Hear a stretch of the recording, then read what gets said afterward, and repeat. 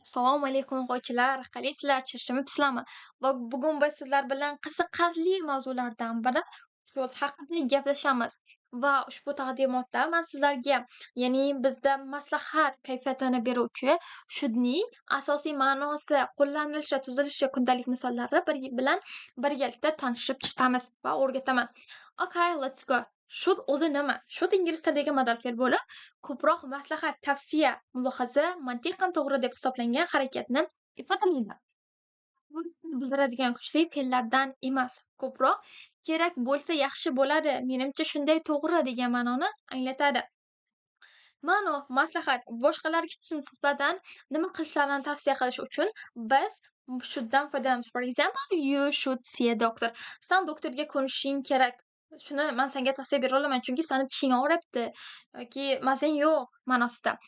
Ya'ni ikkinchi ma'nosi takliflarni ifodalash, qo'shma qaror yoki g'oyalar uchun we should go to the park. Biz parkka borsaklik yaxshi bo'lardi menimcha. Fikrlarni ifodalash uchun taxmin yoki mantiqiy xulosalar uchun ham shundan foydalanamiz. For example, he should be here by now. U shu yerda bo'lsa yaxshi bo'lardi. Qaniydi, bo'lsa yaxshi edi. O'zimizning fikrimizni aytyapmiz. Shouldning qo'llanilish qoidalariga yuzlanadigan bo'lsak, should bir necha asosiy kontekstlarda ishlatamiz uni. Quyidagi har biri uchun batafsil izoh va bir necha misollarni keltirib o'tganman. Birinchidan maslahat va tavsiyalar uchun. Salomatlik, ta'lim, ish bo'yicha maslahat beramiz. You should drink more water. Sen ko'proq suv ichishing kerak. Bu majburiyat emas, bu senga nisbatan tavsiya hisoblanadi. Ya'ni biza ko'proq suv ichsak, bu organizmimiz uchun yaxshi. Shunaqa qilsang yaxshi bo'ladi. U sen uchun foyda, maslahat, tavsiya hisoblanadi. Ha, ikkinchidan takliflar uchun reja bo'yicha. We should go to the park. Hamma uchun yaxshi taklif. Biz borsak yaxshi bo'lardi shu joyga ma'nosida.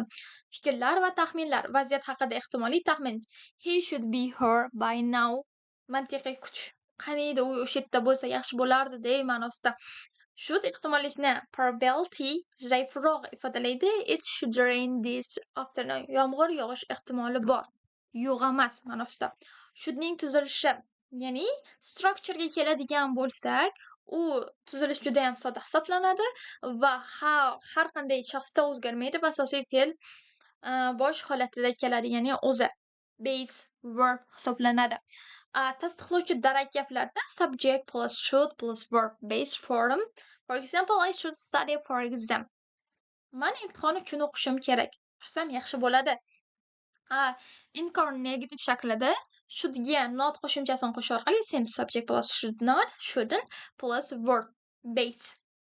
For example, shouldn't eat so much junk food. Siz shuncha zararli ovqat yemang. Junk degani zararli. Junk food zararli ovqat. Vocabulary new. So'roq shaklida esa should oldinga chiqadi plus subject plus verb base. For example, should I call him now? Man hozir unga qo'ng'iroq qilishim kerakmi? Ismi should doimiy ravishda o'zgarmaydi. He should, they should, I should. Umuman o'zgarmaydi, ya'ni tuslanmaydi. O'zi bo'ladi, base bo'ladi. Okay, kundalik hayotdagi misollarga yuzlanadigan bo'lsak, salomatlik uchun biz o'zi quyidagi ma'nolarni tavsiya berishlarda, maslahat berishlarda foydalanamiz. Birinchidan, salomatlik uchun you should get enough sleep. Sog'liq uchun yetarli uxlash tavsiya etilyapti bu gapda. Ta'lim uchun students should do their homework regularly. Muntazam uyga vazifani zarur emas, lekin tavsiya qilinadi muntazam ravishda uyga vazifalarni qilishi kerak o'quvchilar.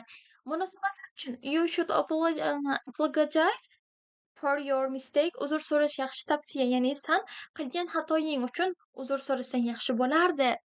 Moliya, ya'ni daromad uchun you should save money. Tejay tavsiya etiladi, lekin majbur emas. Saqlasang ham sen pulingni saqlasang yaxshi bo'lardi. Saqlamasang ham bo'ladi, ammo saqlasang u senga ko'proq foyda keltiradi. Ya'ni bizga kuchli tavsiya beryapti, yaxshi ma'noda tavsiya berish uchun. Bo'ladi. Should yoki mustning farqi haqida gapiradigan bo'lsaylik, should tavsiya, zaifroq majburiyat, maslahat yoki fikrni bildiradi. For example, you should see a doctor if you feel sick. Agar o'zingizni yomon his shifokorga ko'rinishingiz kerak, tavsiya qilinyapti. Mast esa qat'iy majburiyat, kuchli majburiyat va qonuniy talablarni ifodalaydi. For example, you must wear a seat belt in the car. San kamaringni taqishing kerak mashinada, chunki u majbursan shu narsaga qonun bo'yicha. Agarda bu narsa qilmasang qonuniy javobgarlikka tortilishing mumkin. Shu maslahat emas, kerakli majburiyat. Kontekstni ko'rib farqni aniqlash mumkin. Okay. Eng ko'p uchraydigan xatolar. Biz shundan foydalanganimizda xatolarga yo'l qo'yishimiz mumkin. Ba'zida, o'quvchilar shud bilan tuni, undan keyin shundan keyin tuni qo'shish xatosiga yo'l qo'yishadi. Masalan, shundan keyin infinitivning, ya'ni to'si ishlatilmaydi. O'zi keladi fe'lning. Should to go xato hisoblanadi. Should go esa to'g'ri hisoblanadi. Yoki qo'shimcha ularni tuslash holatlari yo'l qo'yilishi mumkin. S qo'shimchasi qo'shish orqali. Xato he should's tuzatish he should'ni o'zi bo'ladi. Should barcha shaxslarda bir xil o'zgarmaydi.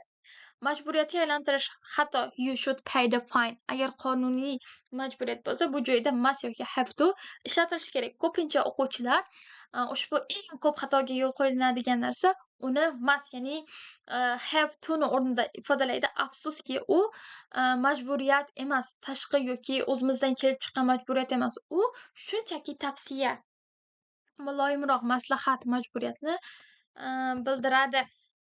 Okay, qisqa mashqlarga keladigan bo'lsak, buni uyga vazifasida beraman va bu yerda bo'sh joylarni to'ldiring. Should yoki shouldn't har bir gapning kontekstini o'ylab, to'g'ri javobni aniqlashimiz kerak. Uyga vazifa sifatida beraman va birinchisini o'zim qilib beraman.